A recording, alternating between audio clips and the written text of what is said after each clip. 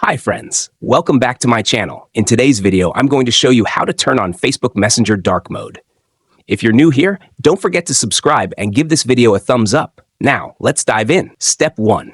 First, unlock your Nothing phone and open the Messenger application.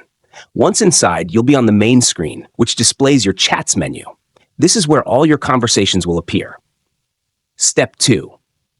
Now, look at the top left of your screen, where you'll find 3 vertical lines. This is the menu icon. Tap on them. Step 3. Next, locate the Settings option on the right side and tap on it. Step 4. Now find the dark mode option and tap on it. You will see 3 options: off, on, or system. Step 5. For the last and most important step, select the on option to turn on dark mode instantly. If you found this tutorial helpful, don't forget to give it a thumbs up and subscribe to my channel for more great tips. Thanks for watching.